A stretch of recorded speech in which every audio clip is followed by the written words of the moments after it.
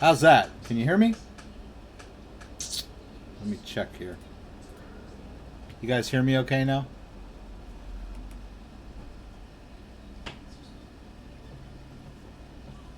Speak louder. I don't think the mic was working. It wasn't working. Can you hear me now? Look at the screen. No sound. I am looking at the screen and I just turned the microphone on. No sound. Okay. Okay. There's a slight delay. And I was looking at the screen. Before what happened was I made the mistake of trying to upgrade to Windows 10. Let's go over here.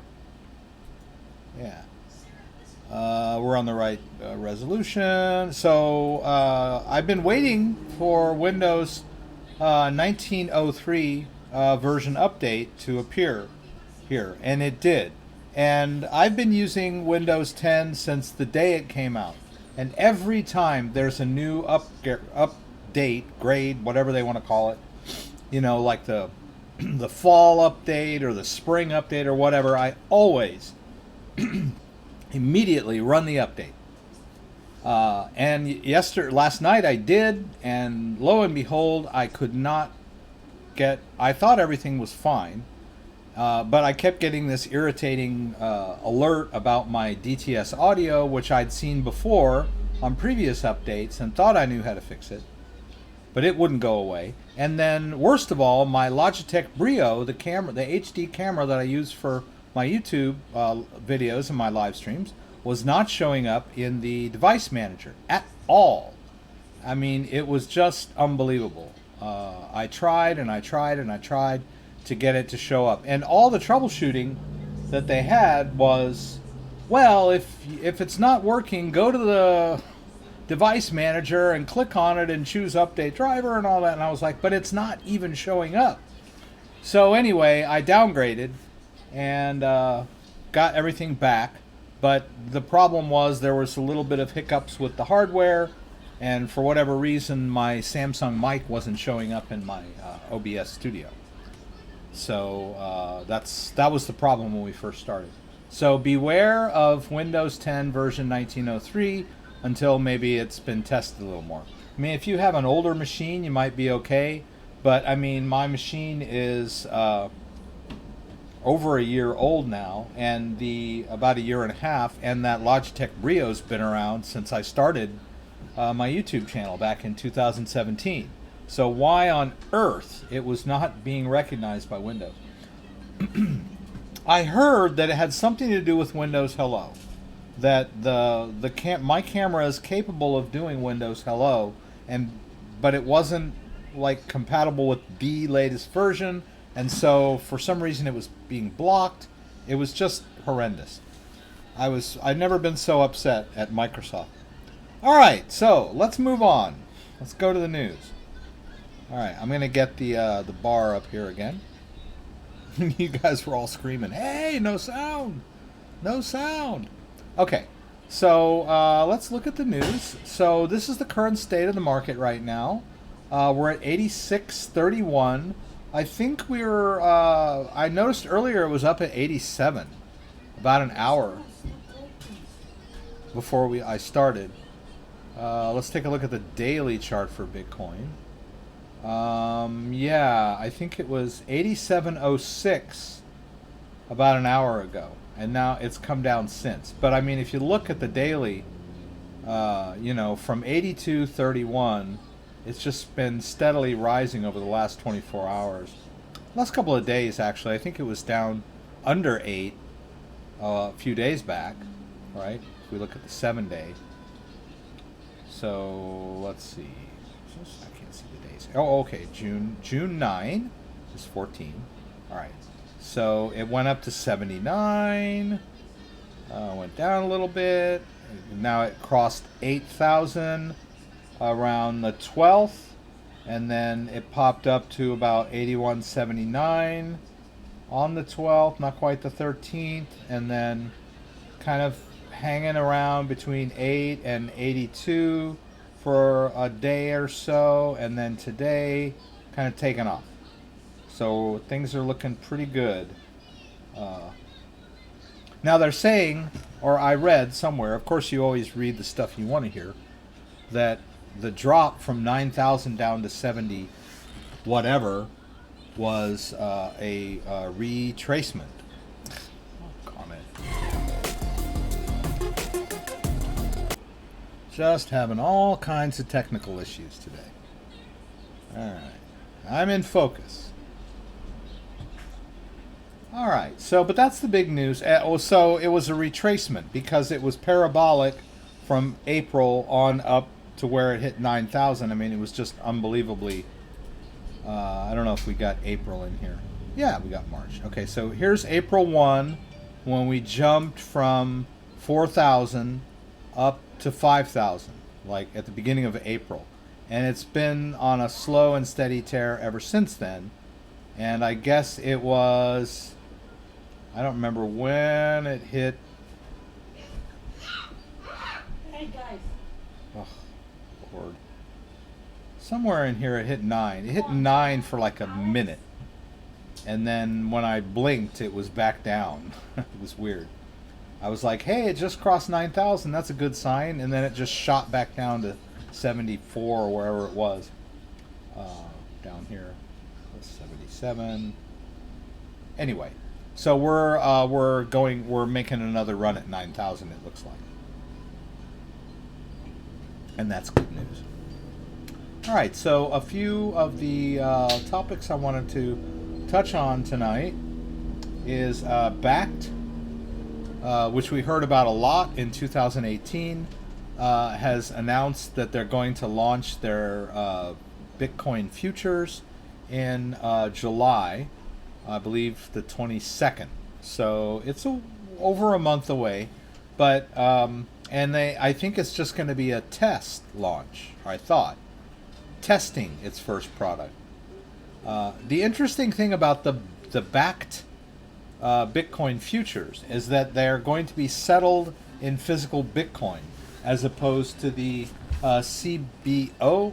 There, I did it again. Ugh. Oh, I don't know what's going on.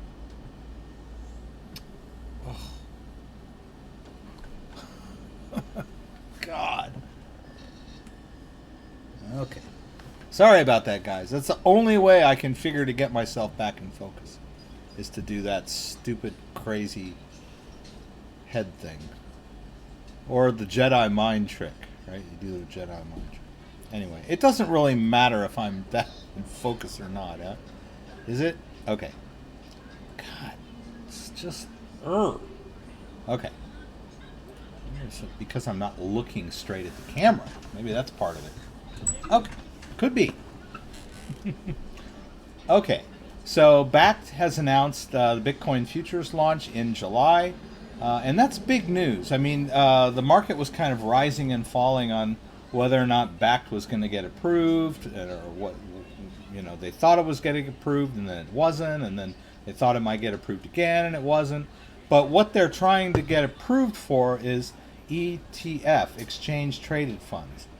Bitcoin futures is a whole nother ball game. That's different than exchange traded funds. But just as groundbreaking in the fact that they're going to be settled in actual Bitcoin. The CBO, or the Chicago Board of Exchange, had Bitcoin futures, but they would be settled in cash, in dollars. So you could buy a future on Bitcoin, hoping that it might go up, and then if it did, you could sell your future at a profit or whatever. But everything was settled in dollars. But this one will be settled in physical Bitcoin, which people think will increase the demand for Bitcoin. So big news. A lot of good news happening, and and an interesting thing is a lot of bad news is happening that's not really affecting the market. So that's kind of a good sign. So there's a story here. India has been proposing a total ban on crypto, which is even more extreme than what China did back in 2017. China had banned Bitcoin exchanges and ICOs. Bitcoin is proposing a total ban on crypto, threatening people with jail. But it's a little shaky. The Central Bank of India is denying they even know anything about this. Whether or not it's even going to pass, we don't know. There's a lot of ifs involved in this story. But I mean, normally, this kind of announcement or even this kind of rumor would have sent the market plummeting back in 2017 and 2018. But, the market is kind of shrugging this off. I think Bitcoin has just established itself as a thing now, much more so than 2017. I mean, they used to, the powers that be, the people, the Bitcoin bashers, they used to just be able to say, oh, it's just some sort of scam, Ponzi thing, it's based on nothing. They had all these arguments against Bitcoin. One of my favorite was they would say, in the same breath, they would say, it's based on nothing, has no intrinsic value, and it's used by criminals. Well, if the criminals are using it, then it obviously is worth something, right? So you can't tell me that it's worth nothing and then, also tell me that another problem with it is that it's criminals are using it, because you've just contradicted yourself.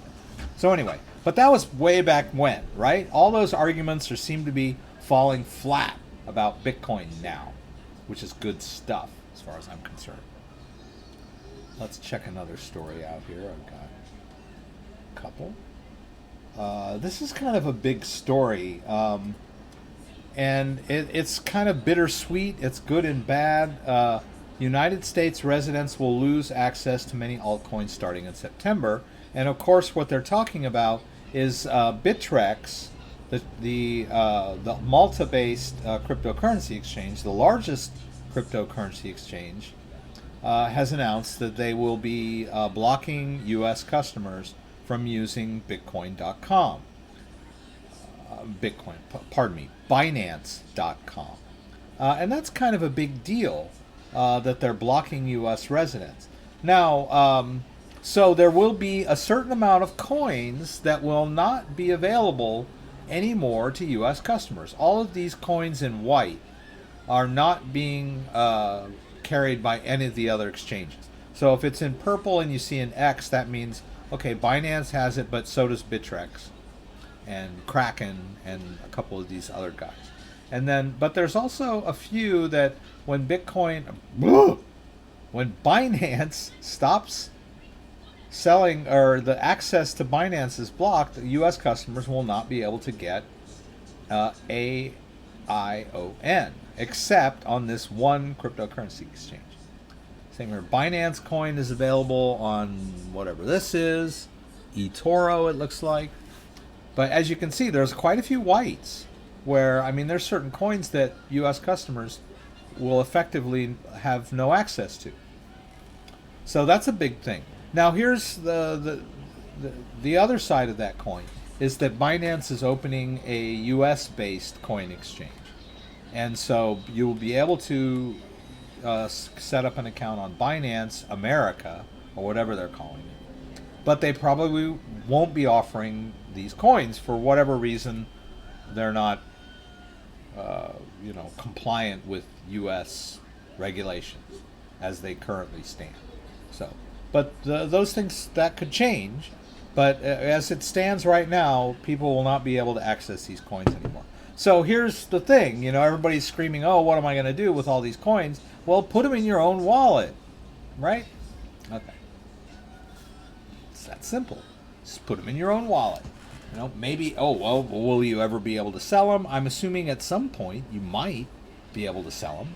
And if you're worried that you won't be able to ever sell them, then just sell them on Binance before they block access. All right. Try to get through the news kind of quickly, because there were a few questions right out of the gate. India, Uber, okay. We can talk about that later, I guess, in this one. Another big story is that Facebook is going to use their new cryptocurrency, and they're forming a lot of partnerships. I was trying to find the name of it. I forget what it is now. Blah blah blah. Whatever. They've named it something. It was going to be Global Coin. Oh, this says Global Coin, but they're going to call it something else. But they partner with a lot of big companies, and so it remains to be seen how this is going to work. But they will be releasing a white paper this year, next month, something of that nature, June 18th. Oh, that's coming quick. They're going to release the white paper on June 18th, but I don't think they'll have it implemented anytime soon. But it's going to be a lot like the Brave browser. You know, you can earn their coin or buy their coin from them, but you kind of only are able to spend it in their ecosystem. That's the way that's the way I see it. I could be wrong. You might be able to pull it out and put it in your own wallet somewhere. I don't know. But my guess is that it's only going to function within their ecosystem, and it'll be stored in your account somehow. Not a true cryptocurrency, really.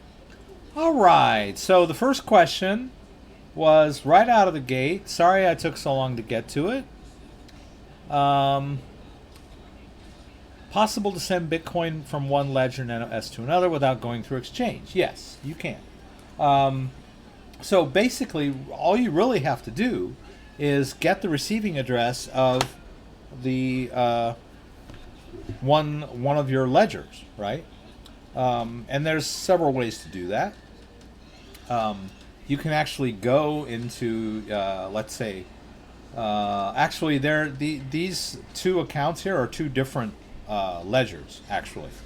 So I can do that. So why don't I, but let's say I don't know how you're managing your two ledgers. If you are using the same version of Live, or you have someone else has a ledger that you want to send to, or it's your ledger, but you can set up more than one ledger in Ledger Live. And I mean, the question is kind of like, can you send Bitcoin from one wallet to another? And the answer, of course, is yes. I mean, that's how this whole thing started. You can send Bitcoin from one address to another, whether it's a friend of yours down the street, or your grandma in France, or someone you've never met in China that wants to sell you tiki torches for your lawn or whatever. You can send Bitcoin from one address to another. And your Ledger Nano S's have addresses. All right, so I'll plug in the Ledger Nano S. I'll enter my PIN.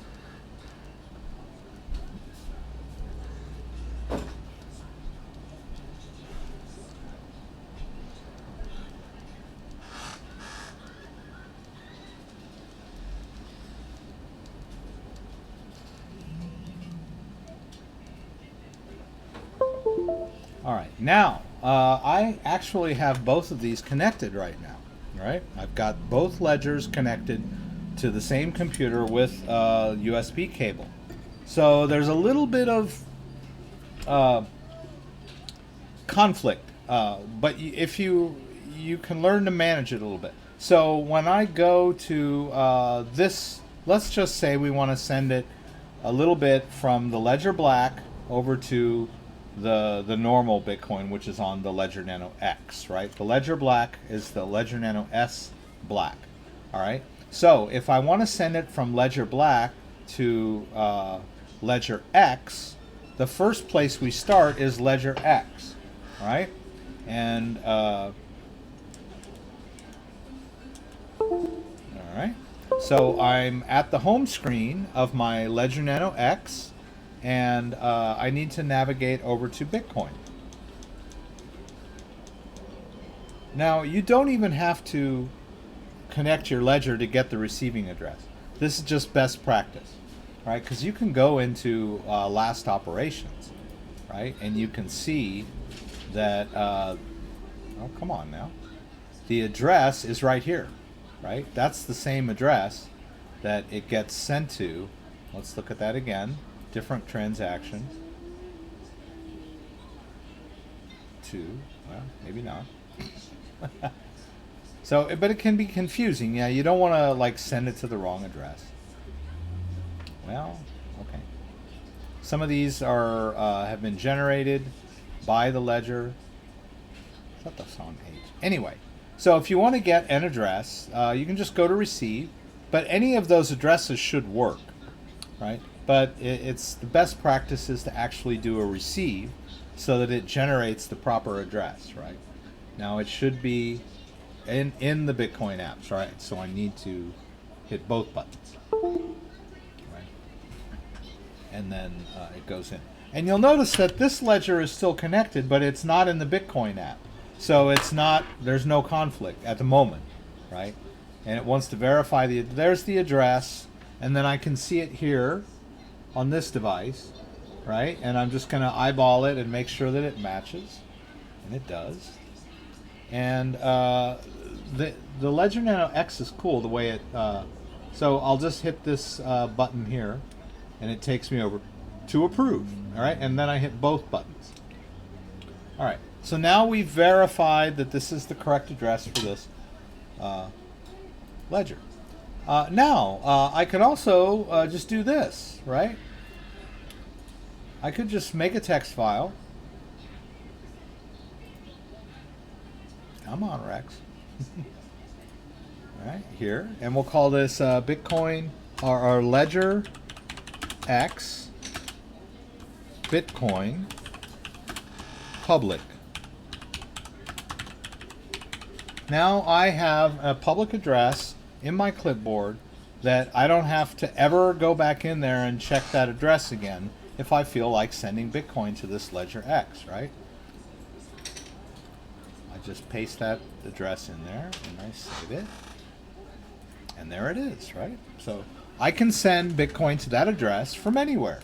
From my Coinbase account, from my Binance account. But your question specifically is, can I do it from one ledger to another without going through an exchange? And the answer is, of course you can. So we'll go back to accounts. And we want to send it to this guy, right? So we'll go over here and we'll do a receive. And now it wants me to, well, wait a minute. See, this isn't going to work, right? Let's, no. I was hoping that it would not. Or am I doing the wrong thing? Did I? Yeah. Okay. Did I screw this up? Oh, I did. I did screw it up. I'm sorry, guys. I'm old. All right. So we want to send it. Where did I start with the wrong address? I think I did. Okay. All right. We're going to send it from the Bitcoin Black, right? So I'm going to hit Bitcoin Black, and I'm going to say receive. Now, there's the problem, right? This guy is connected, and it's in the Bitcoin app. So what I need to do is get out of the Bitcoin app. I'll use the keys to navigate back and forth, right? All the way to back, or quit, right? Both buttons, right? Now, I need to take this guy, who's already connected, and enter the Bitcoin app. Find it. Oh, it's there. Okay. All right, this one works a little different. I just hit both buttons. There. See, now it knows that this is the same ledger that set up that account. That wallet is on this ledger. Now, even if you called all of your accounts Bitcoin 1, 2, 3, 4, whatever, you could keep them straight by trial and error. But it would be kind of a pain, right? Because it's always going to reject it if it's on the wrong device. All right, so I'm going to verify the address. You'll see, like on the ledger, it wants me to hit the check mark. And keep in mind, too, you saw there was a check mark there. Now we see a scrolling address. And it's a lot of people get confused by this. What does it want me to do? All right, it still wants you to hit this button that was where the check mark was. See, it toggles back and forth, right? So, but that's the button right there. You just hit that button, and then you're golden, right? The address is there. I can copy the address. Am I doing the right thing? No, I should be sending. God. Oh, you guys are going to be more confused. All right, so let's paste in that address. All right, sorry guys. Now the same thing would happen if I tried to send out from the Ledger Black if I had the other Ledger X connected. It would tell me you've got the wrong device connected. And it would say, please connect the right device. Let's do 0.005. $42. So let's do 0.001. Well, let's go ahead and do 5. Okay. All right, I'm gonna have to eat some fees there, a couple bucks, but you guys are worth it, right? So we'll hit that, and then the Bitcoin app is there. I hit continue, and now I need to confirm the transaction, and it should come up in a minute here. Oh, okay, there it is. All right, so it came up, and it wants me to hit the check mark to confirm the address I'm sending to, right there, the amount, and the fee, I believe. I think it asked me twice. Yeah, the address and the fee, maybe, or the amount. Who knows? All right, so there, it's done. All right, so now we can see that we just sent, that's not it. There it is. Oh, okay. So I just sent and received Bitcoin in the same copy of Ledger Live, but on 2 different ledgers, right? I just received some Bitcoin in the Ledger X Bitcoin. So we can go back to accounts and just double check all that. All right, so this is the Bitcoin account for the Ledger X. I should write Ledger X on there. It's going to be a pain. All right. Or did I send it out? Or it just hasn't shown me yet. Or did I send it to the same? Oh, God. I'm just not with it tonight, am I? I sent it from the Ledger to the Ledger Black, didn't I?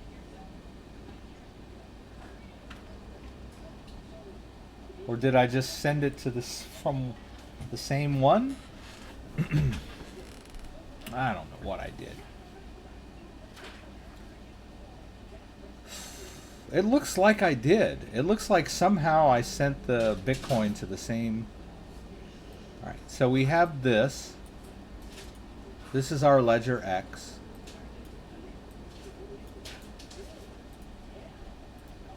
Oh, I think maybe.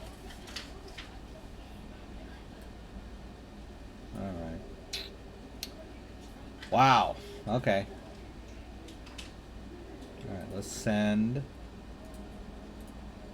All right.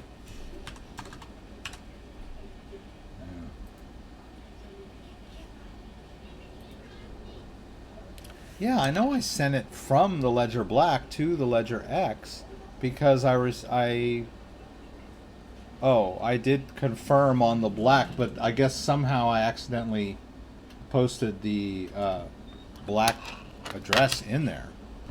Yeah, I did. I mean, that's what I did. I'm so sorry, guys. You guys are gonna go watch Scooby-Doo now. All right, so it got sent, right?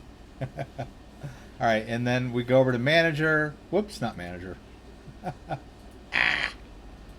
right. Oh, Lord in heaven.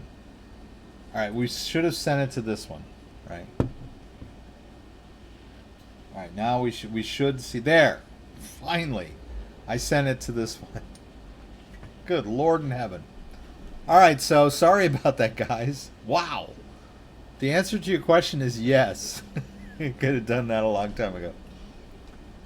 Okay, so Goofball was asking about altcoins, and he's telling me that he's having some trouble on the Ledger, and I'm not sure exactly which altcoins he's talking about, but I'm assuming that he's talking about ERC20 tokens, because he mentioned MEW. So there are other wallets that can manage ERC20 tokens. MEW is one of the better ones because it works with the Ledger. So if you want to store your ERC20 tokens on the Ledger, then you're pretty much ERC, or I mean MEW is your best bet.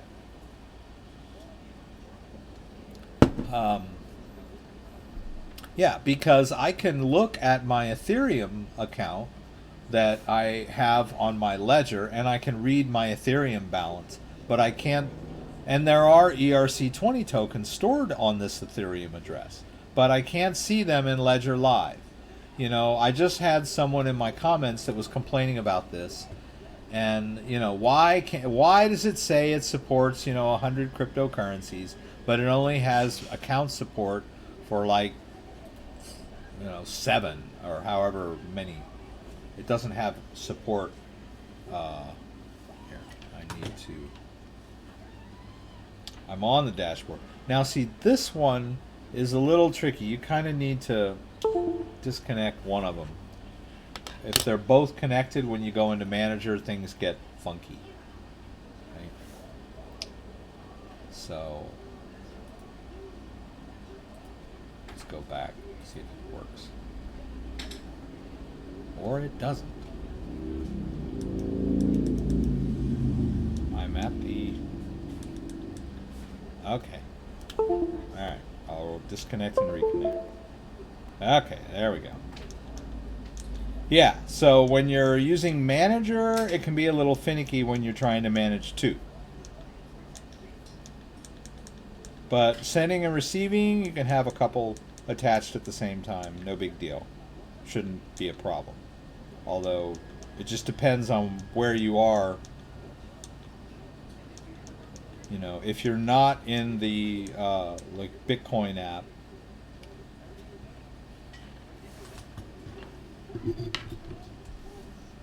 all right, and then I need to allow manager on my device.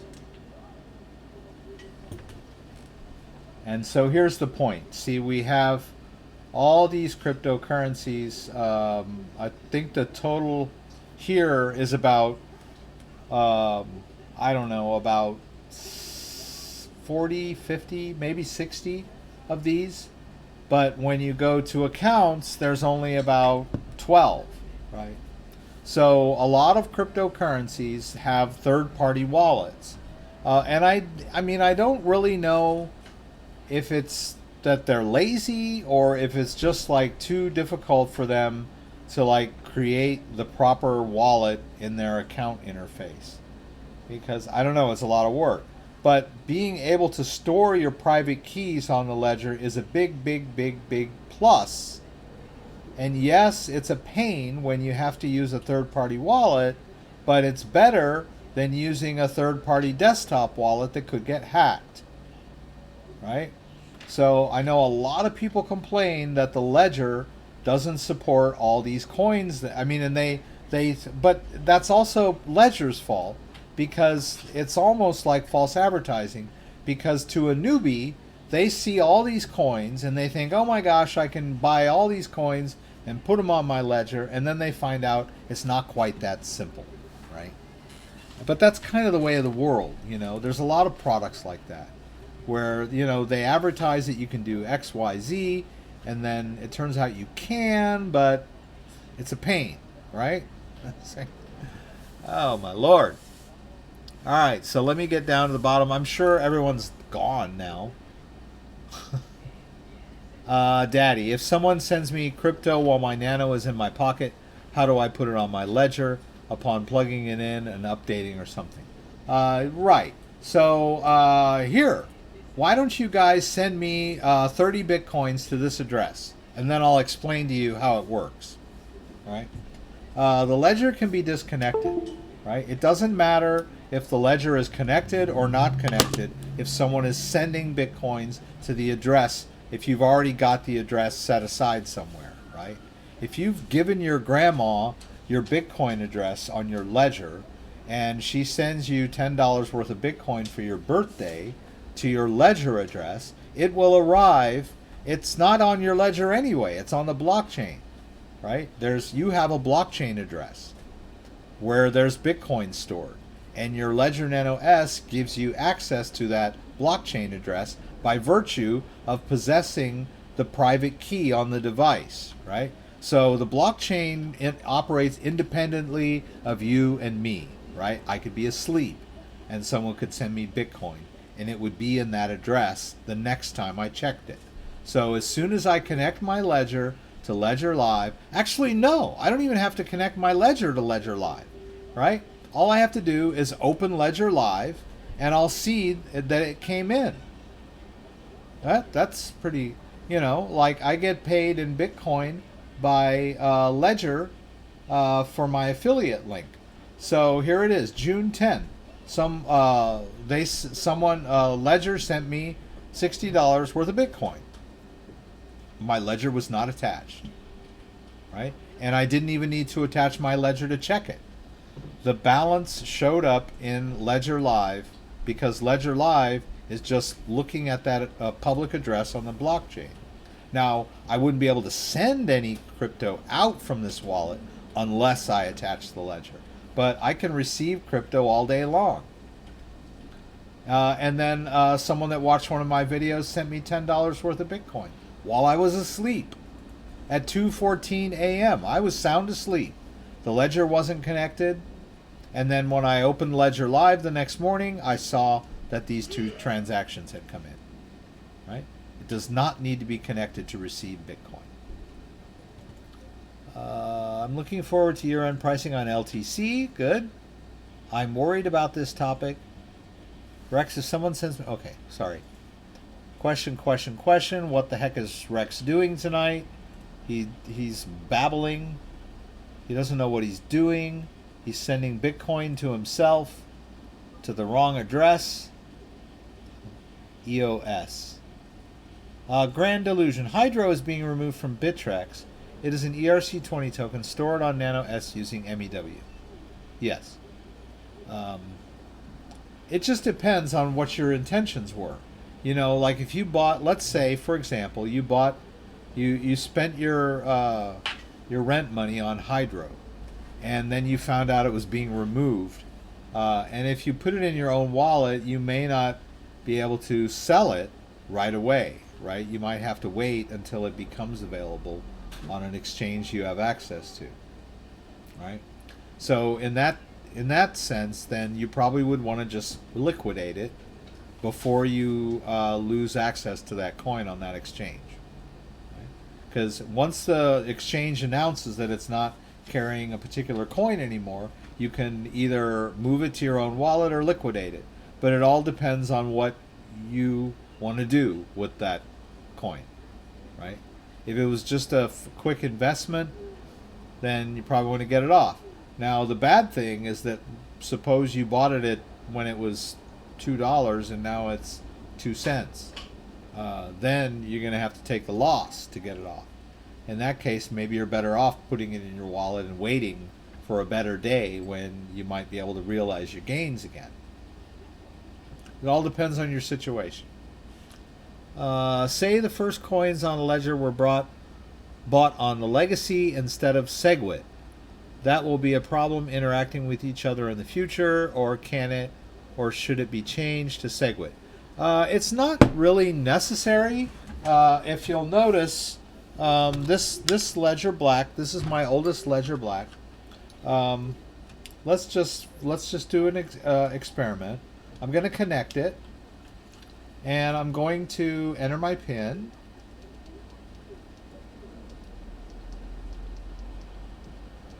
And hopefully I'll do this right the first time. That was crazy. Okay. Alright. So, and I'm going to enter the my video just froze. I'm going to enter the Bitcoin app. Alright. Now we're going to go to accounts. Alright. And I'm going to add an account. And I'm going to scan, I'm going to choose Bitcoin. And I'm going to continue. Now, it's scanning this Ledger Black for all the possible Bitcoin wallets that were created on it. Oh, I guess I'm going to continue. Okay, so now it's doing that, right? It's going to show me all these wallets, right? And watch what it finds. Okay, it found a legacy wallet that I'm not using anymore because it has just like a minuscule amount in it. And there's a couple of empty legacy wallets, right? So I could conceivably, I think that should be it.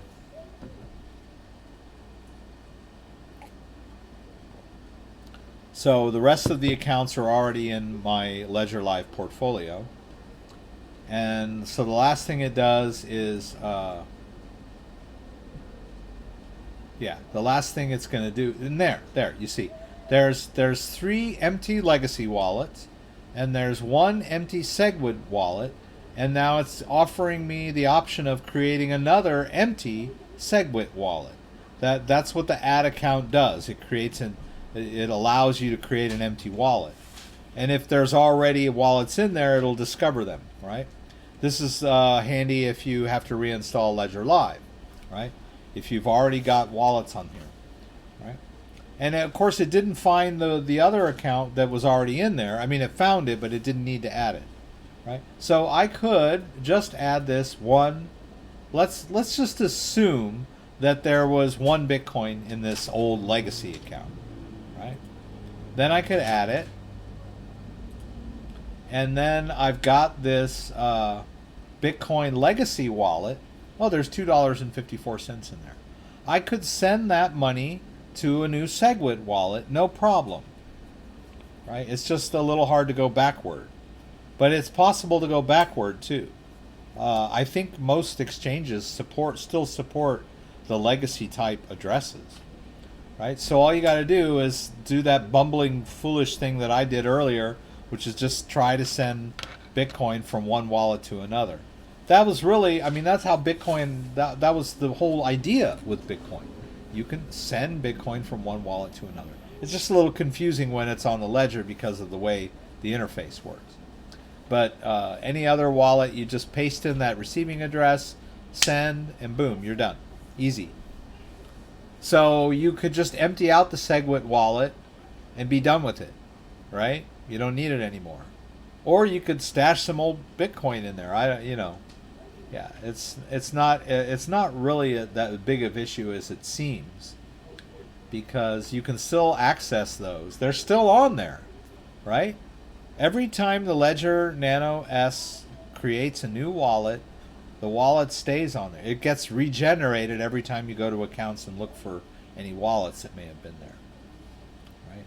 In the past, you could tell that I had generated 3 legacy addresses. And I did my best to empty them out. But yeah, you can transfer from a legacy to a new account. Easy. I would like to also mention to you guys, if you haven't already done so, you should go earn some free crypto on Coinbase. So if you sign into Coinbase, I gotta put in this crazy password here.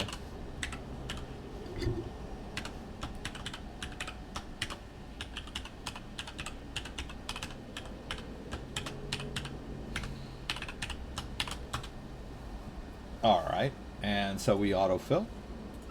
Alright, and we enter our 2-factor authentication.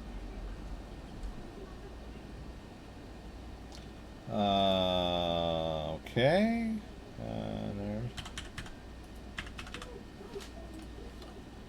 Alright, so you need to have a Coinbase account to do this. And for some reason it thinks I'm on a new computer, which I'm not.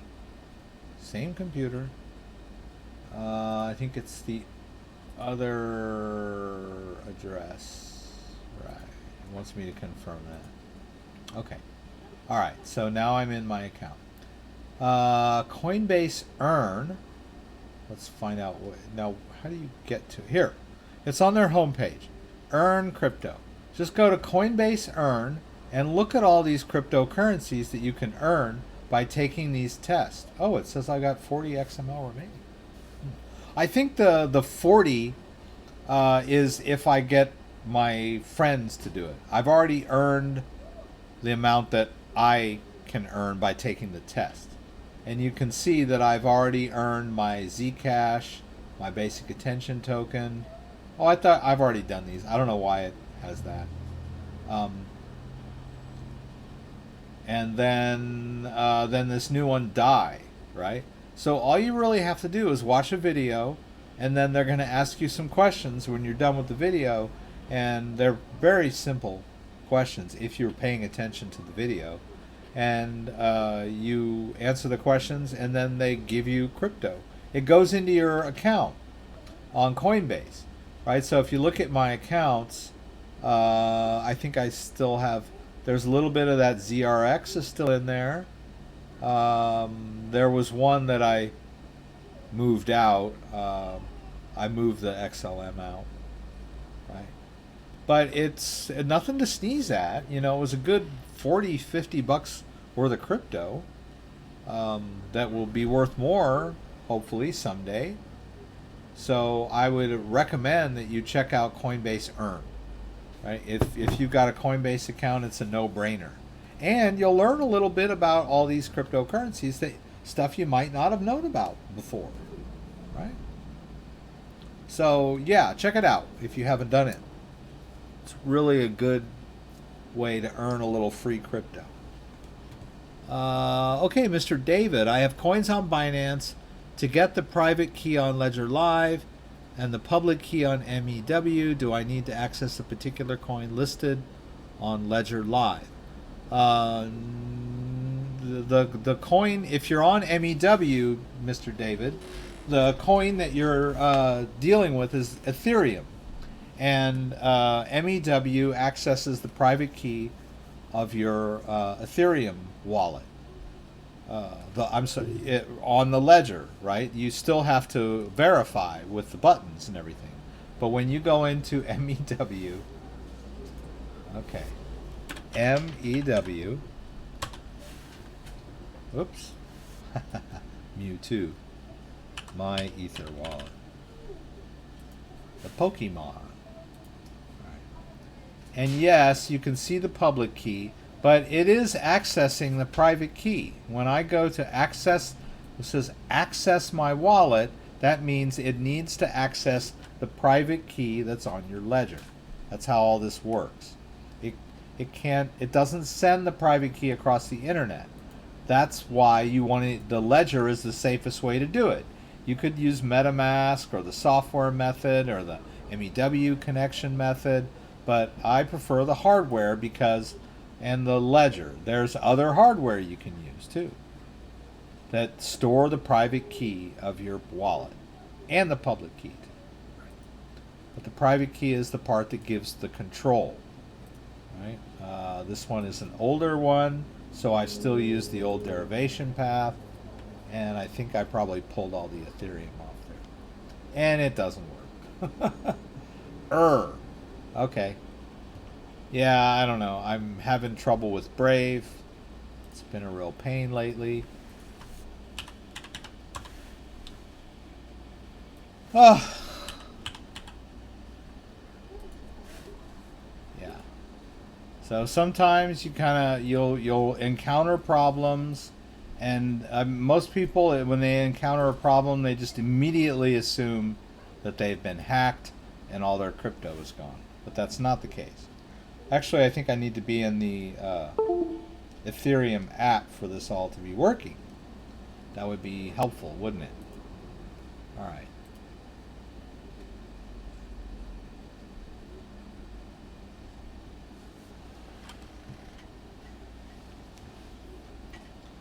Well, it should. Oh, okay. All right.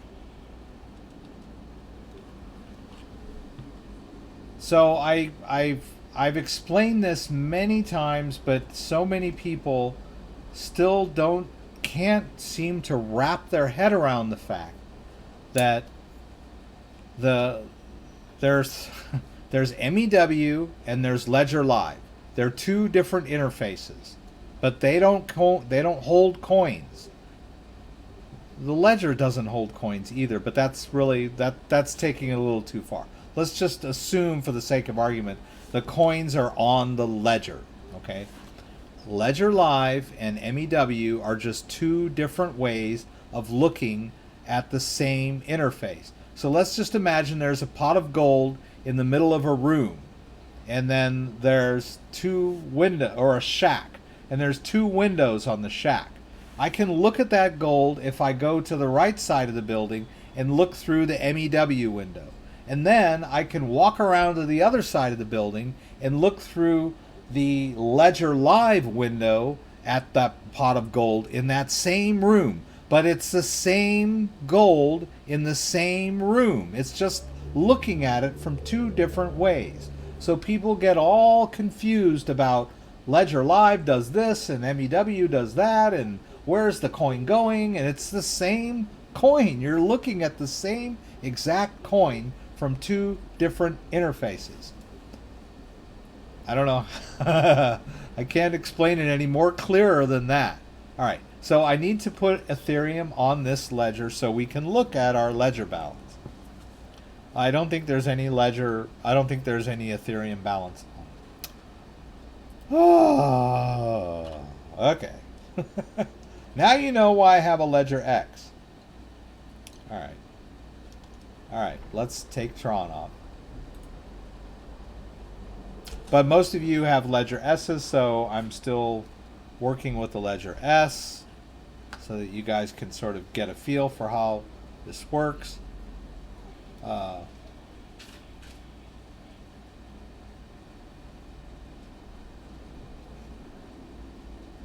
And I can't wait to be like 80 years old and have people try to explain to me how crypto works, you know, when I'm 80, you know.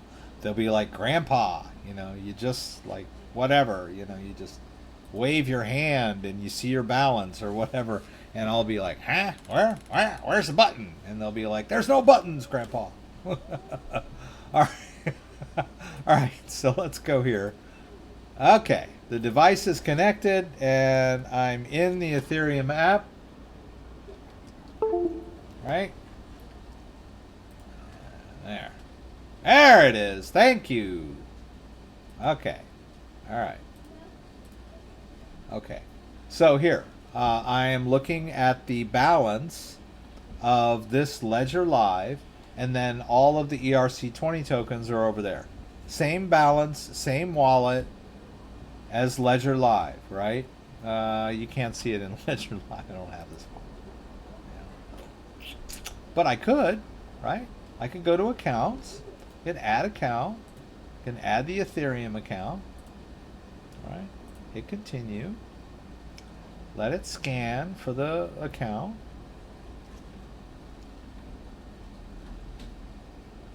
Or will it?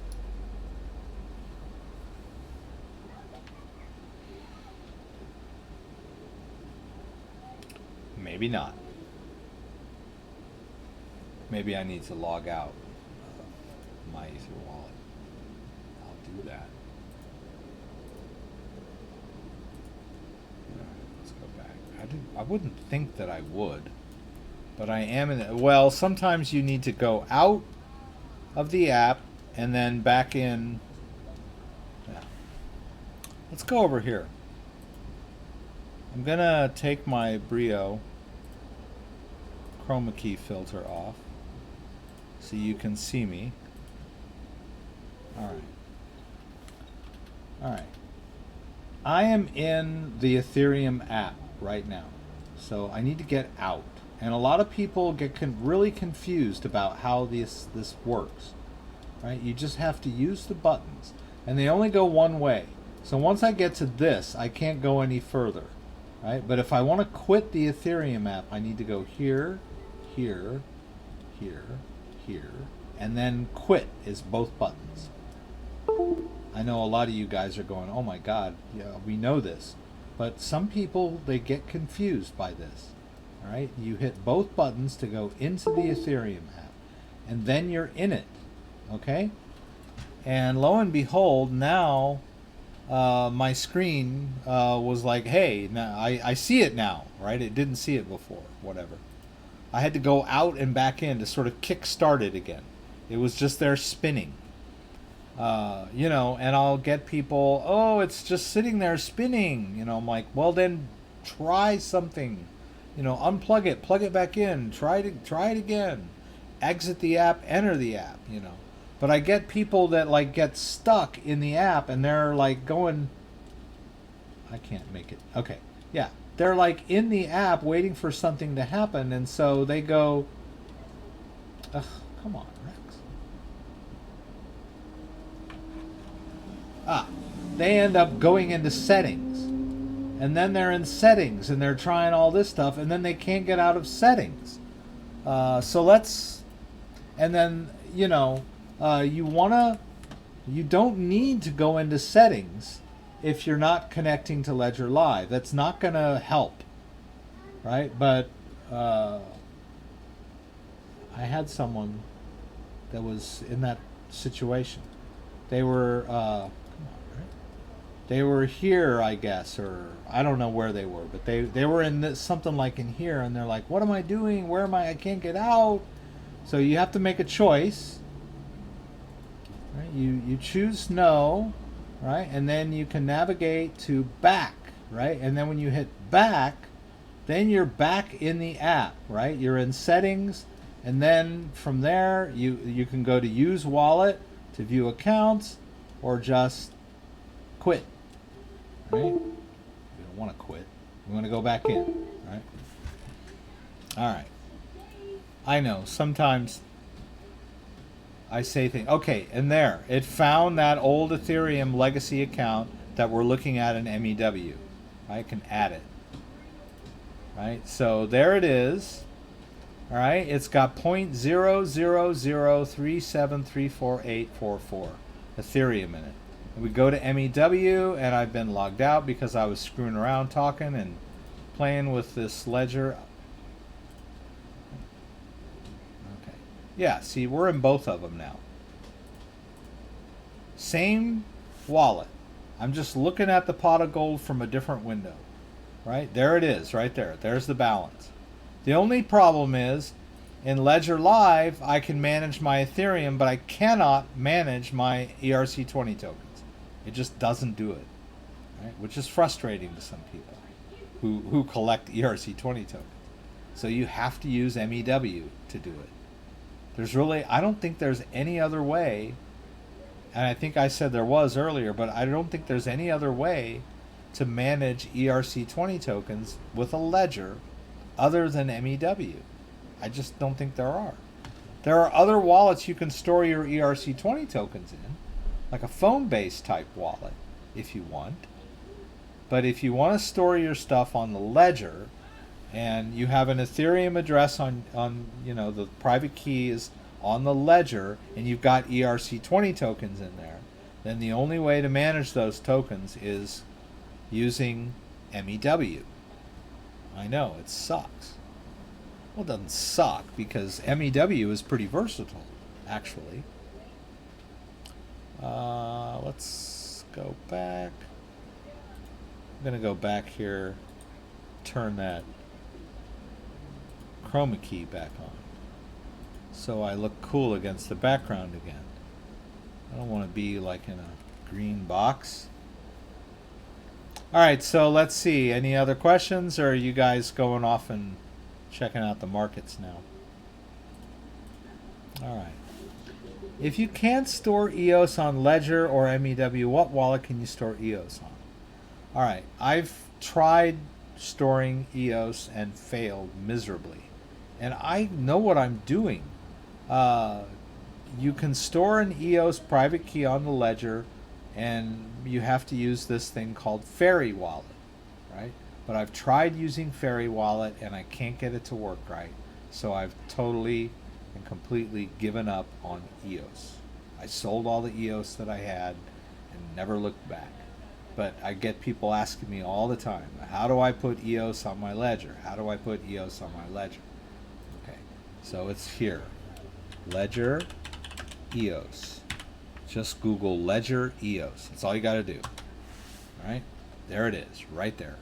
Well, that's a Medium article. You probably want the Ledger EOS support article, but the Medium article is probably just as good, depending. But EOS is supported on the Ledger, but they give you explicit instructions that you have to go download the Fairy wallet for it to work right. And I've done that, and I can't get it to work. It doesn't connect. It's just like it spins. It doesn't work right. And then you're supposed to pay to gain access to the EOS blockchain, which to me is ludicrous. I mean, why do I need to pay? And the reason why is because you have to be, in order to you put EOS in a wallet, you have to like be on their blockchain first. In order to be on their blockchain, you need to be like a member of their blockchain society or whatever it is. And I guess all the tickets have been sold, right? So the only way to get on their blockchain is to buy access from some other member. So that's how it works. I don't know. Prepare yourself. Wallets for Stellar. Thank you. Paper wallet? Wallets for Stellar. Oh, prepare yourself is the handle. Okay. Prepare yourself. I like that. Not quite as funny as XRP my pants. I like that. Okay, wallets for Stellar. All right, so the Ledger Nano X has a Stellar app on there, so we can use that to look at our Stellar. And I'll show you how this works. It would be very similar on a Ledger Nano S.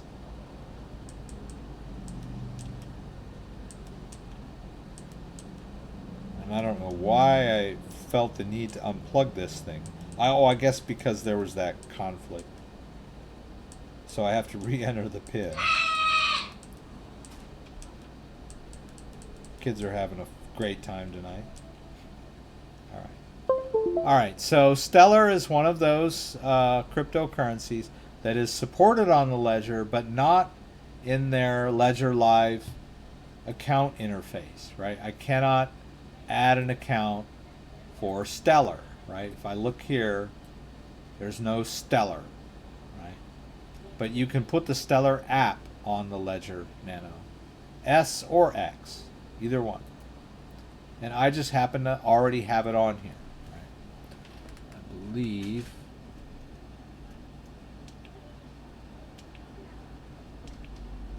I don't know where it is. Oops. It looks like a rocket ship. There it is. Right? I'm going to hit both buttons. Now, by virtue of installing the app on the Ledger device, a private key for Stellar gets created on your Ledger. Right? And now that you've got that private key on your Ledger, you can store Stellar on your Ledger. But you can't do it using Ledger Live. You have to use a third-party wallet. And there are various third-party wallets that are available for Stellar. But the number one is the one on their website. If you go to their Lumen wallet, there's a bunch of them, right? You can use all kinds of wallets to manage your Stellar. But there is a Ledger-based wallet, right? And you can use the account viewer to look at your Stellar. And you have to be in the Stellar app. And it didn't work, right? Okay, so here we go again. Sometimes it doesn't work right. All right? So I need to I'm going to exit Stellar. All right? I'm going to go to Stellar. Settings to quit and hit both buttons, right? And then I'm going to try again. I'm going to hit Stellar again and see if that button turns blue, and it didn't. I'm going to refresh. It's still not turning blue. Ah, Lord. All right, let's go back, and it's still not blue. Oh boy. Okay. Alright, so I'm going to exit Stellar again. Go out. Alright, I'm going to go back in. I'm going to enter Stellar now and pray that that button turns blue. And it won't. Not for all the rice in China. Just not cooperating with me. Alright, so I'll just go over to Chrome and see if Chrome will work for me. So let's try Chrome. Alright, nope. Alright, I'm going to exit the wallet again. I'm going to try to hit the Stellar and refresh. Boy, I'm just not having any luck tonight, am I? Wow. Okay. Okay. I've done this 1,000 times. It's not that difficult. Oh, I don't have it here.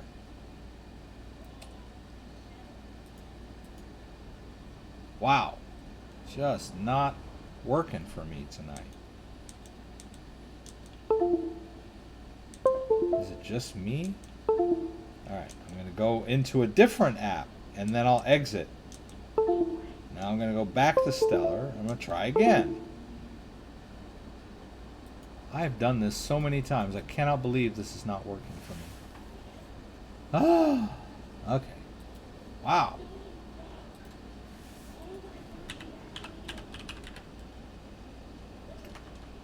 Stellar wallet. You guys, like, when this stuff happens to me, you guys after the live stream, you're like, well, we're really happy to see that even you have trouble. But I'm not. I'm like, God dog it, why won't it work?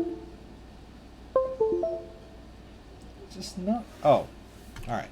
So I'm going to disconnect the other ledger. Must be the other ledger is causing the issue, right? Because I had two ledgers connected to the computer at the same time. Alright, so let's go into Stellar. There! See? That was it. Right? I had both ledgers connected and they were interfering with each other. Now, so I unplugged the second ledger and now it's just the Ledger X and now all is right with the universe. See? So there's always a reasonable explanation as to why things aren't working. And if they're glitchy, just keep trying until you get it. Don't just immediately assume that all your crypto has been hacked and you're, you know, and you've got this empty feeling in your stomach. All right. So there. That's a Stellar wallet that is good for, and you can send and receive Stellar from this wallet. And you know, and you say, oh, but it's a website. You know, that's not secure, but it is secure because it's connecting to your Ledger device, and the private key is stored on the Ledger device. So it's accessing the secure interface of the Ledger in order to manage the wallet. Right? There's another nice Stellar, and it should probably work. And yeah, see, it even works here. Now it works here.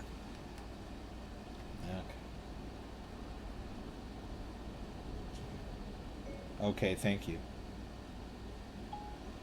The driver just picked up the evening box. All right, so we can send and receive Stellar from this.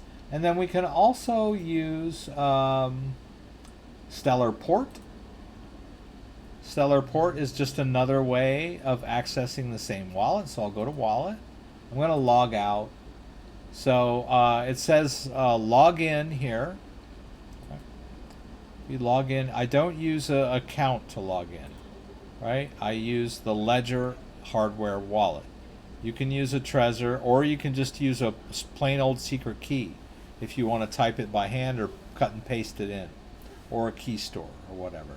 But see, I'm using the Ledger, so it's accessing the wallet that's on the Ledger. We'll connect, log in. All right, and then we can go to balances, and you can see that the Ledger, the balance for the XLM is here, and then all of these subcoins are now available, right? Similar to MyEther wallet. It's just another interface for Stellar. So, but it can be used as a wallet. I can use the wallet to send and receive Stellar easily, right? I can hit pay, and it wants me to put in an address and or a memo and an amount, right? It's just, it works like any other wallet. I can just go back here. And I can send one of my sub tokens, like Mobi, which is a sub token on the Stellar blockchain. Right? I could send Mobi, and I would send it to another Stellar address. And if someone wanted to send me Mobi, I would give them this Stellar address. So the one Stellar address manages all of the subtokens.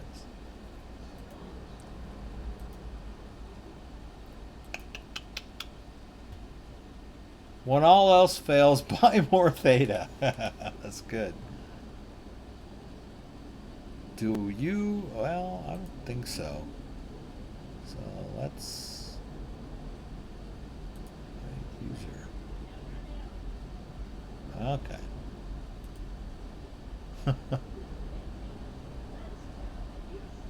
Okay. I don't know. You know, the first few times I did this live stream, I was getting spammed just horribly. I had some joker on there that was just like writing on, and I had no idea how to like deal with it. And everyone was like telling him to shut up. He was just like holding the keyboard down, and letters were just going across. I mean, he was just being a dweeb, you know, like a 15-year-old or younger. But now I know when I see something weird, I can just remove it. Okay. Can I put the Nano app on the Ledger Nano X, but how do I sync it on Ledger Live? That's a very good question. That is a very good question. The easiest way to deal with that discrepancy is you can export from the desktop to the X, right? That's kind of cheating it a little bit. But if I have an account on Ledger that I've created on my phone, so the phone is how we manage. We can manage the Ledger Nano X with the phone.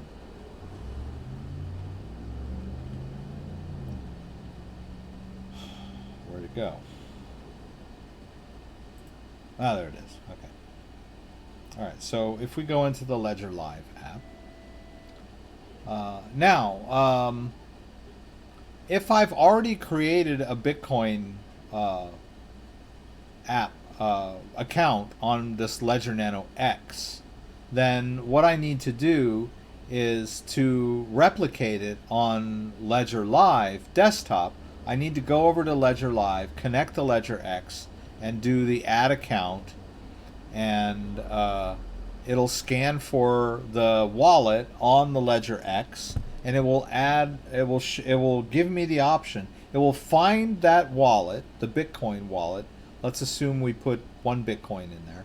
It'll find that 1 Bitcoin wallet, and it'll ask you what you want to name it, right? And then you can name it accordingly, so that it's in sync with the account you created on the Ledger Nano X. But if you just created all the accounts here, you could connect the X and create accounts based on the X. In fact, all of these are based on the X. Actually, let's get rid of this. I don't need that account anymore. There was another little account we were playing around with too. I don't need. Oh, this one. I don't need this $2 Bitcoin account. It's still there. I just don't need to look at it anymore. I might try. Oh, that too. But I can export I could create all these accounts, and like I said, all of these accounts are on the Ledger Nano X, right? I connected the Ledger Nano X, and I created these accounts, and I funded them. The XRP, the Litecoin, the Ethereum, and the Bitcoin accounts are all on the Ledger Nano X. And it's easy to go the other way. It's easy to put all those accounts on the Ledger Nano X app, right? All I have to do is I'll go over to accounts, settings, accounts, and then export. And when I hit export, I get this crazy looking thing, right?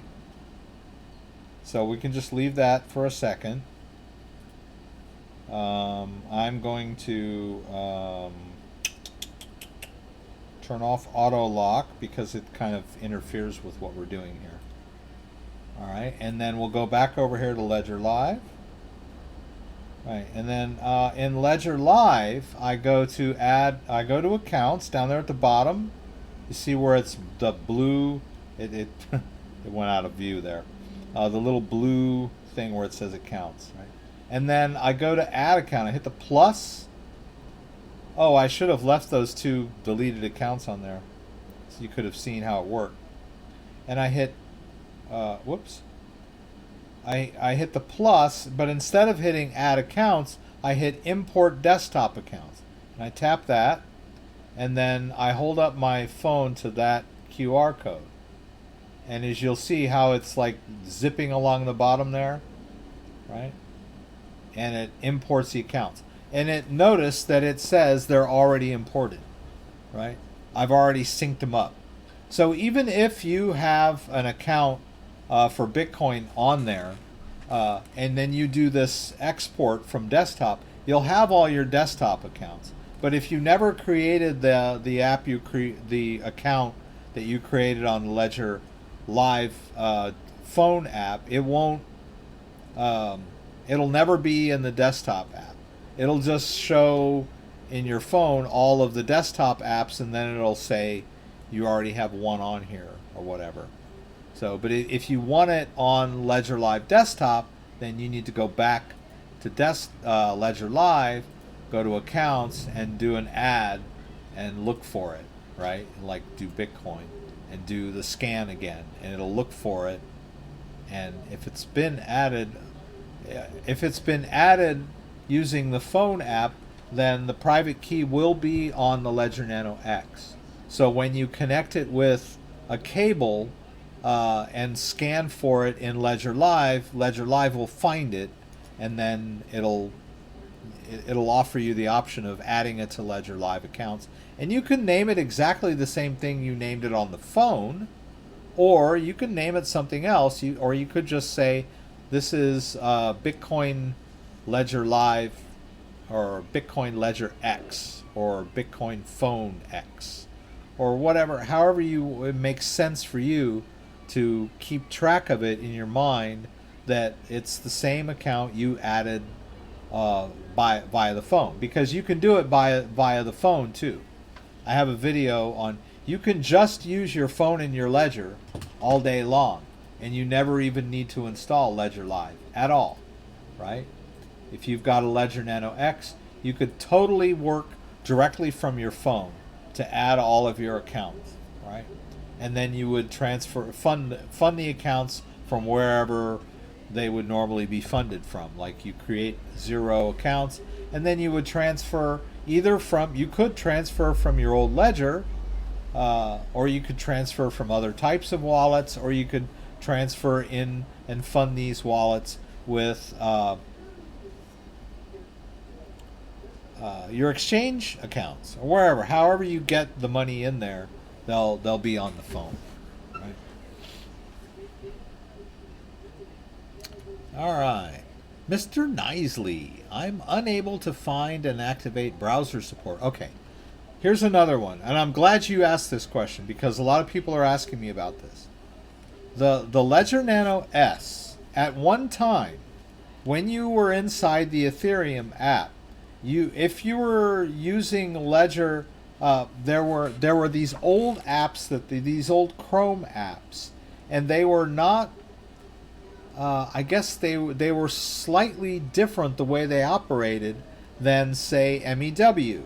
So if you wanted to use the MEW, you had to go into the Ethereum settings and choose browser support yes in order to use MEW. And then when you went back and wanted to use the Ledger Chrome app, you had to go back into browser support and choose no so that they would work, right? Well, you no longer have to do that.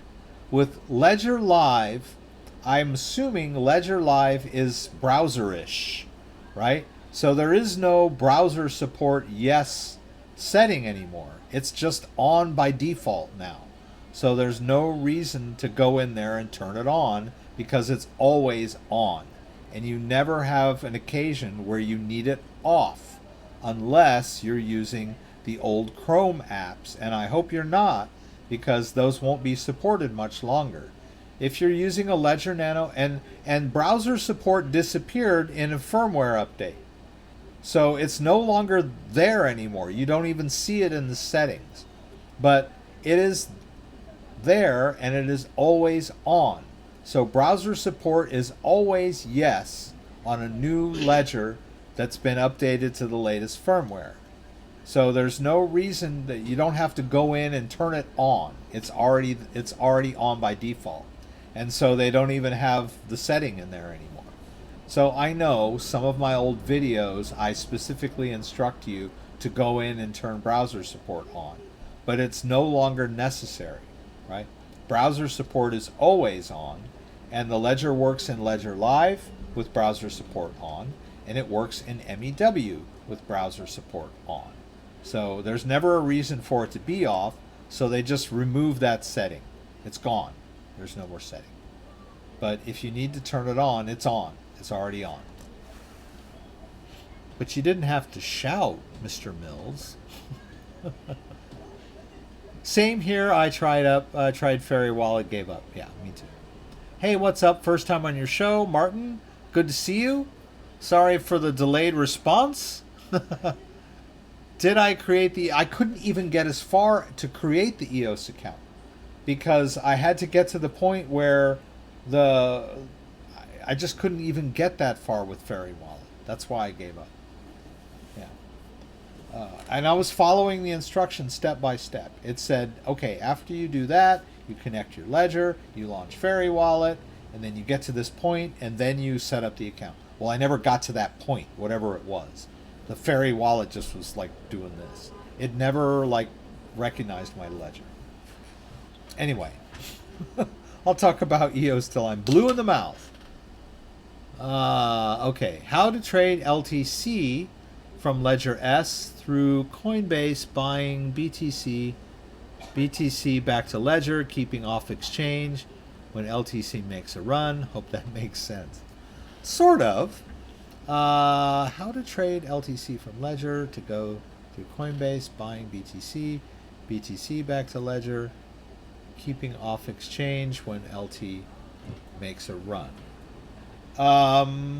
So you want to store your LTC on your Ledger, I'm assuming, but you want to be ready for that run up, right?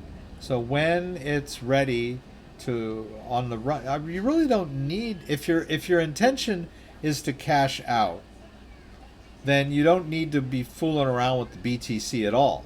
But if your intention is to acquire BTC from your LTC, when Litecoin makes that bull run to the moon, and you've made 300 times your money. By the way, Litecoin has increased 350% year to date, right? So let's just assume that you bought $100 worth of Litecoin in January, and now it's worth 300, and you want to realize that gain, and you decide you would want to put it into Bitcoin. Okay, then maybe. But let's just say you want to cash out, right? So you can just transfer your Litecoin from your Ledger to your Coinbase account and sell your Litecoin for cash, and then you can do a withdrawal. It's pretty simple. So basically the missing piece here is, how do I send my Litecoin back to Coinbase, right? And it's very straightforward, right? You just go to your Coinbase account. If I'm still logged in here. You go to your Coinbase account, you go to accounts. Well, that's okay. I'm still logged into my password manager.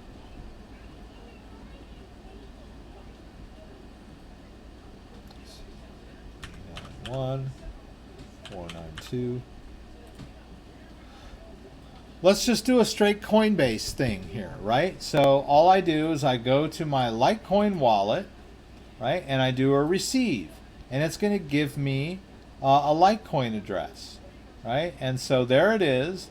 I could scan it if I have a phone-based app, or I could just copy it into my clipboard and then go back over to Ledger Live, right, to my Litecoin, and do a send to that address. Boom, easy, right? Litecoin is being stored safe on my wallet, but I want to be ready for that run up, and I want to cash out when the time is right. So when the time is right, you transfer your Litecoin to your Coinbase, and then you go back to your Coinbase account and you go to your Litecoin buy sell, right? And then you go to Litecoin. Oh, I'm sorry. You go over here to sell, right? And you go to Litecoin, right? And then at this point, the Litecoin has arrived, right? In my case, it hasn't. I haven't sent it. But let's just say you sent $300 worth of Litecoin to your Coinbase wallet. Well, now you can sell it for US dollars, right? And then you can take your US dollars later, US dollar, and you can do a withdrawal. And it's going to ask you, or you want to put it in your bank account. That's pretty much the only thing. It's going to, whatever bank account you have linked. And there you go. You just sold your Litecoin. So transfer it to Coinbase, and then sell it for cash, and then do a withdrawal. And there you go. I'm not sure why you were asking me about Bitcoin in the middle there, but if your intention was to reap the rewards and then park it in Bitcoin, you would transfer the Litecoin to Coinbase and then sell it for Bitcoin. I don't know if you could do that. I'm not sure you could do that. Right? Let's see. Sell. No, you have to sell it for cash, right? But as soon as you sell it for cash, you can go back and let's say I sold that Litecoin for cash. I could go back to the buy sell, and this time, no, maybe not. Well, you would have cash in your Coinbase account, right? And then you could just buy sell Bitcoin. Yeah, I don't know what happens if you've got enough money in your Coinbase account. It should allow you to just buy Bitcoin using your balance if it's cash balance. I've never tried that. It might work better on Coinbase Pro, but you can do it. You can actually I know you can do it in Coinbase Pro. I've done it several times. So it's the interface is a little easier. I don't know where the heck I am here. Okay. Yeah, so if you're in Coinbase Pro, you can sell your Litecoin for cash and then turn around and buy Bitcoin. It's pretty simple. Using that cash that's in your account. All right, so there's some ETH in there. Let's do that. Okay, so let's assume that this is the Litecoin, right? I'm going to sell it, or can I? Right. Okay, yeah, I'm going to sell all of it for the cash, place sell, and then turn around and buy Bitcoin instead. Boom. All right. I just sold the ETH. In this case, you would have sold your Litecoin. Now I want to go back to Bitcoin and see I've got $13 worth of cash. So I just buy Bitcoin using that $13 worth of cash. Place order. Boom. I just traded my Ethereum for Bitcoin. And you could do the same thing with your Litecoin. Just send it into Coinbase and then switch it over, put it in Coinbase Pro. It's pretty simple. Or you can send it directly into Coinbase Pro and save yourself some time and money. Coinbase Pro you can receive too, right? You can just do a deposit. You can let's say you want to deposit your Litecoin in here. They give you an address, and then you'll put that in Ledger Live, right? That's the Litecoin address of my Coinbase Pro. And then I'll have a bunch of Litecoin in my Coinbase Pro, and I can sell it for cash and buy Bitcoin if that's what I want to do. Or I can get it. You can trade. Yes. You can trade, you can sell, you can trade. Semantics. I've just sent a large transaction from my Ether wallet without increasing the gas. It has not arrived, but on Etherscan it says success. The tokens are not in my Ether wallet, and they haven't arrived. I guess my question, Jeff, is when? Because if you sent with a very small gas amount, a couple of things could happen. First, it could tell you that it was successful when it really wasn't. But in that case, the coins would probably still be in your wallet. But let's say it said they were successful, but you used a very low gas amount. It's going to sit there on the Ethereum blockchain for a long time because miners, when they're mining blocks for Ethereum, they use an algorithm that chooses the highest fees first. So as they're putting together the transactions in a block, they're always going to favor the people that used a lot of gas over the people that used a little bit of gas. So there is a possibility that your transaction that you used a minimum amount of gas on is just going to flounder there for a while.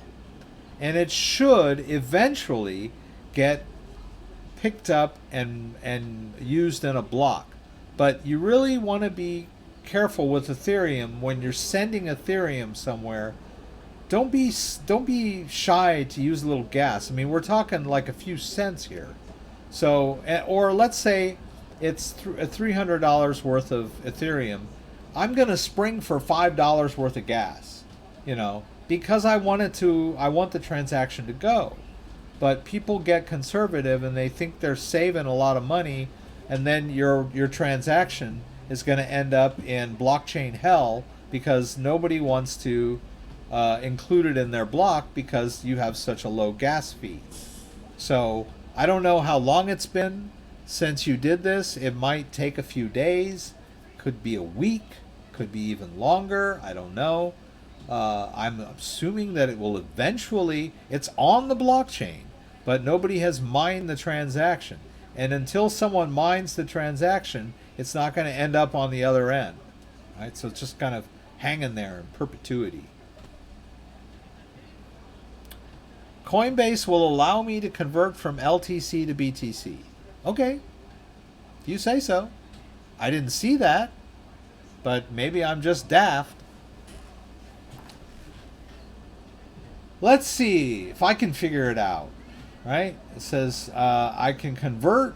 Whoops. Someone just said I can convert from Coinbase to Bitcoin.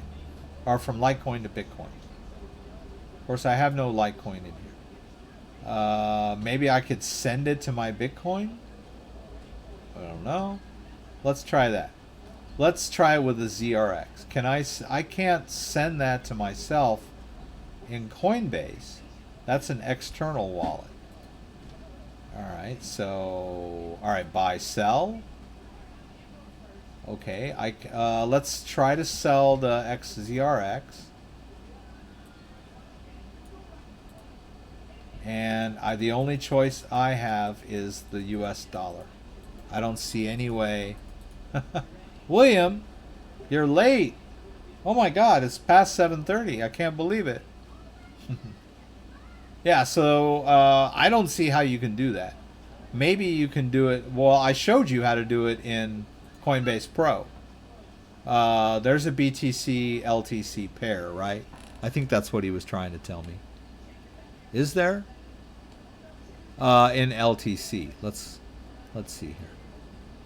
I think that's what he was trying to say. There it is, right there. Right. Yeah. Yeah, you're right. I can sell Litecoin for Bitcoin in Coinbase Pro. Yes. Might be simpler than the way I did it. Much simpler, right?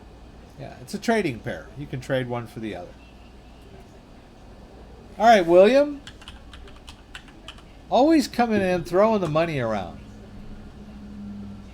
Oh. Sorry about that. That was funny. That's the one you like, Willie.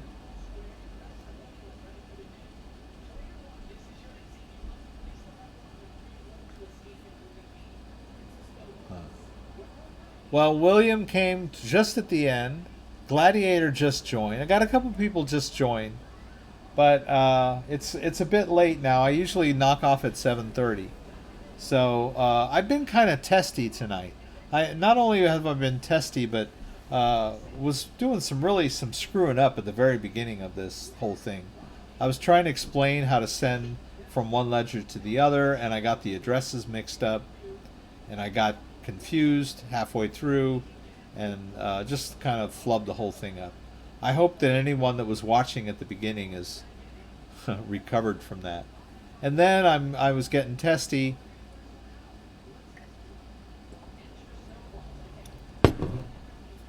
It's not easy to wrap your head around how blockchain transactions work and all that stuff.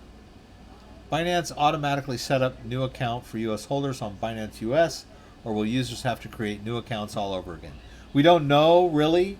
All we know is that Binance is going to announce that they're going to have a new U.S.-based cryptocurrency exchange, and I'm assuming that you'll have to sign up for it separately. I don't know that they would migrate the account from your old. I think part of the problem with blocking the U.S. users is that they don't want, there are certain coins they can't offer in the U.S. because of regulatory concerns. So if you have some of those banned coins, those U.S. banned coins in your Binance account, how are they going to, port the account over to you? They'll say, okay, well, you've got your old account, you just don't have access to those coins. That'd be kind of weird. I think you'll probably have to just create a new account. Now, whether it would allow you to create an account using the same email address, I don't know.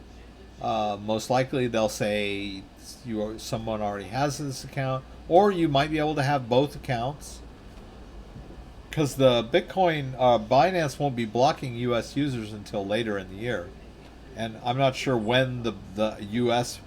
version is coming. So there may be a little bit of overlap that will allow you time to have both open so that you can transfer coins from one to the other. But not the banned coins, right? The U.S. one will just, it won't support the banned coins from the get-go. So if you've got the banned coins in your normal Binance, you're probably going to want to liquidate them or move them to your own wallet. Yeah, because one of the main reasons we use Binance is the liquidity. So you're right. I hope it is tied to their almost infinite pool of wealth, like their billions of bitcoins. But yeah, I mean that's an interesting point that you bring up, Scott. Will the liquidity be tied to their main branch? It seems like it would be. Right? They're just only offering the coins that are available, but it would have the full backing of their financial resources, I would assume. They may have separate accounts, though, for regulatory compliance. So there might not be as much liquidity as there would be on their international version. The vanilla version. Oh, thank you, Edit. Edit name. I love that one. That's good. Edit name. Right. Your name, or another good one would be your name here. That's a good one. All right. Oh, Scott. Scott. There's traffic in Hawaii? I thought it was too small for cars. I thought everyone rode go-karts. Not go-karts. Golf carts in Hawaii, right? Oh, there's traffic in Hawaii? It's like Powerball. No, I'm just joking. I'm sure. Yeah, the only reason I say that is because I've been to Catalina Island. And actually, I think there are some cars on Catalina Island. It's just off the coast of Southern California. But there are a lot of people there that just drive golf carts around in Avalon because it's such a small community. There's really nowhere to drive unless you're going to go up in the boonies of the island and hiking or wherever, or you're driving to the other side of the island. But if you live in Avalon, all you need is a golf cart. So, I don't know. There is traffic. Okay. Yeah. I'm assuming there would be. Yeah, it's a big island, right? It's huge. It's not like Catalina. Uh, please open the Coinbase app in your phone. From there, you can see the option. Oh, okay. All right. Okay. Okay. I get it. You want to see me do this? I can do that. Actually, I think I'm still sharing the phone, aren't I? Yeah. Okay. All right. Please open the Coinbase app. Well, you should have been more specific and said you could do it in the app. But it is still Coinbase, right? Okay. All right. So, okay. So let's say we want to do, whoops, counts. Litecoin. Trade. Okay, so I can trade Litecoin for Bitcoin. Ah, there it is. Convert. Ta-da! See, you're not crazy. I am. Yeah. So yes, convert, which is would be very similar to the trading pair that I showed you in Coinbase Pro. Funny how they don't have that in the Coinbase desktop. Kind of weird. I didn't see that convert anywhere. So very interesting. Thank you for pointing that out. We all learned something that we did not know, or at least I did. I did not know that. Right? Very interesting to know that. I can hit trade. Oh, but I can't do. I can do buy or sell. Oh, so it's not every trading pair that you can do that with. But let's see. I'm assuming we can do that with ETH. Yeah, we can convert ETH. And I'm assuming we can convert Bitcoin. Right. We want to convert. Oh, check it out. Bitcoin to Stellar. Ah, very cool. Right, so we can convert Litecoin to all kinds of stuff, right? Oh, it wouldn't let me do it because I don't have anything in there. So I'm assuming there's more things you can convert Litecoin to than just Bitcoin. So we learned something new tonight. That's cool. And then I kind of wanted to touch on the Binance DEX, right? We can use the Binance DEX in the US until the end of this month. So let's go to the Binance Decentralized Exchange. We can choose Unlock Wallet, Get QR Code, and then we're going to use the phone. All right, we're going to use Trust Wallet. We'll open Trust Wallet, and then we'll hit that little icon there at the top left, right? And that opens up the camera. And then down there at the bottom it says Wallet Connect. I can tap that. And then I scanned in that QR code. I hit Approve, and boom, now I have access to the Binance DEX, right? And I can check my balances. You saw those coins on my phone. I can't see them now. But in this case, the phone is the private key for this wallet. The Trust Wallet is a non-custodial wallet.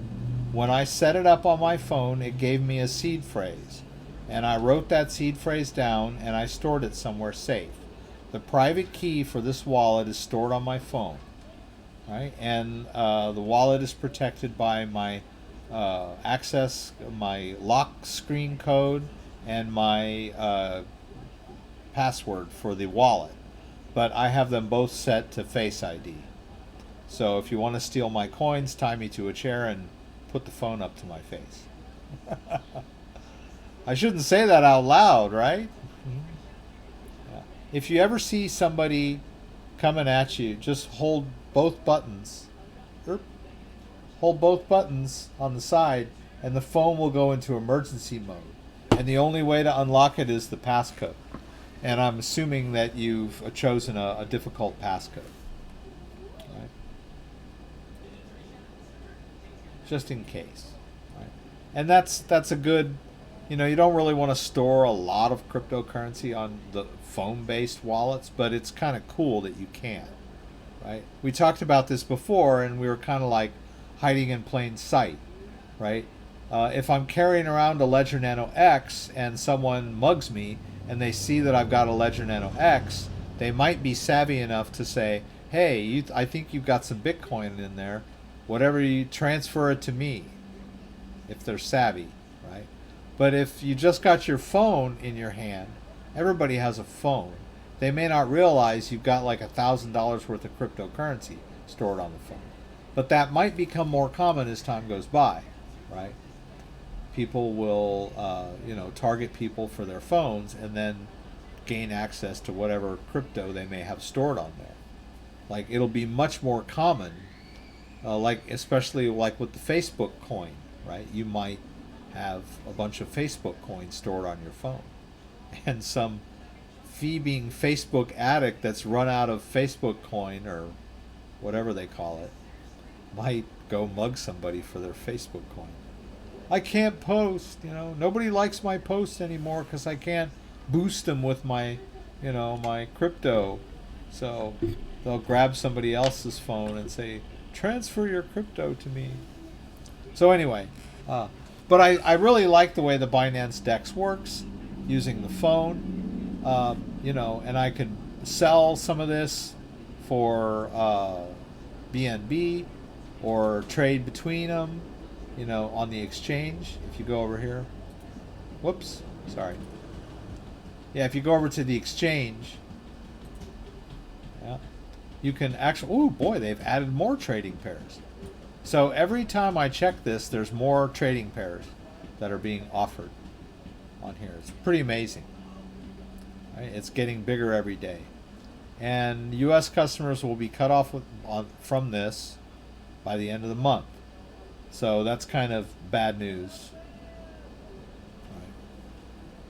So a lot of stuff going on with Binance, and but they're trying to get into regulatory compliance. Perhaps the United States will sort of come to its senses and start regulating cryptocurrency in kind of a sane way so that people won't be cut off from the rest of the world. As it stands, I think the crypto regulations are sort of falling under the auspices of stock or commodities, and they're really neither. They share similarities, but there needs to be very clear-cut regulations as to what exactly crypto is. And first they got to figure out what it is, define it legally, and then they can start monitoring it or regulating or whatever the heck they want to do with it, and allow people to buy and sell it from anywhere the way it was meant to be, hopefully. Let's hope. Okay, guys, thanks for checking in late. Can't send my Bitcoin from Cash App to Nano X. It doesn't recognize Segwit. Is there a way to have a legacy Bitcoin address while keeping the Segwit as well? Drew, that's kind of an involved question, but the answer is if you use the old Ledger Nano S Chrome app, you can create a legacy address on your Ledger Nano X, and then you'll be able to send to it. If you noticed earlier when I scanned for my Bitcoin account, when I went to add a Bitcoin account earlier, it found legacy addresses on my Ledger. So Ledger Live will find them, but it will not create them. So the only way to create them is to use the old Chrome app, right? And you've got to go over to Ledger Nano S.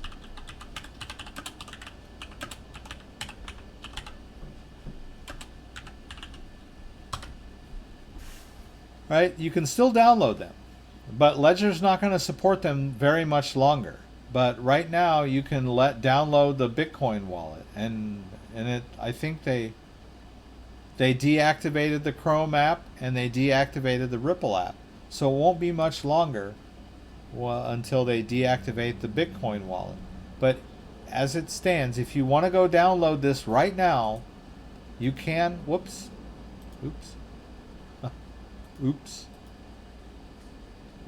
You can create a Segwit address with this app. Right? They give you the option of doing it. So you go to apps and you launch the Ledger Wallet Bitcoin app. It may or may not work. I don't think I have. Okay. I'm in. I don't even know if this would work with the Ledger Nano X. That would be pretty bizarre if it did. Yeah, I don't think it does, right? I have the Ledger X. Prepare yourself. Thank you. And William May, thank you as well. I think it would have to be a Ledger X, right? So if you had a Ledger X connected, it would see that and allow you to create a Segwit address.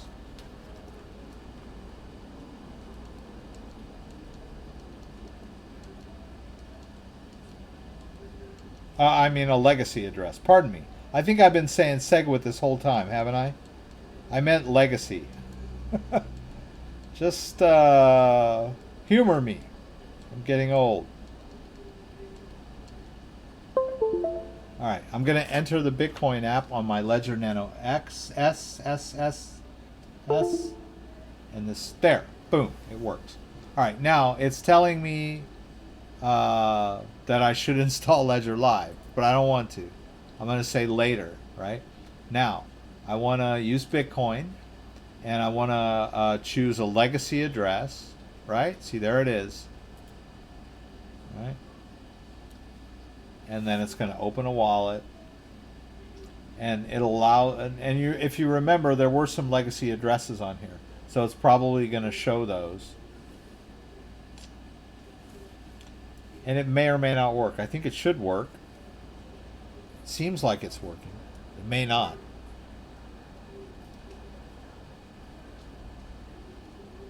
Yeah, you might not have any luck with this. I don't know. But that would be the route to go. If you can make it work, more power to you. You might have to be patient. This might take a little while. And it should work with this one because I used to use this one. Maybe a newer one not. Ah, boom! There we go. All right. So it sees, see there, it sees my 3 legacy accounts. But in your case, you would have 0.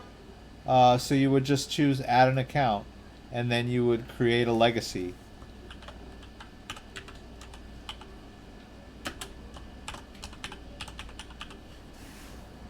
And add it.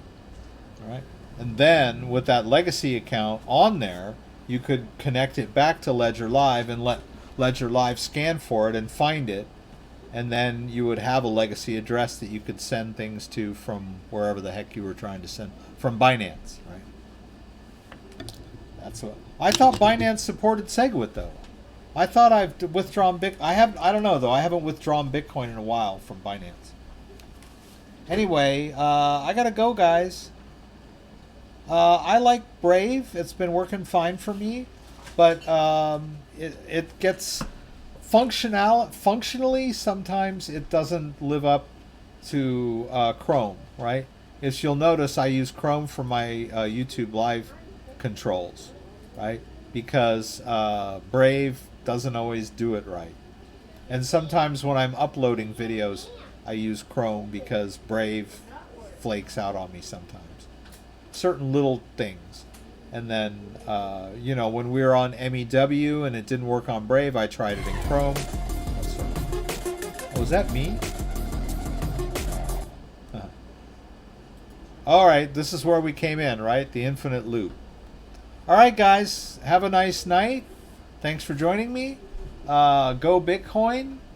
Let's see where we are one more time.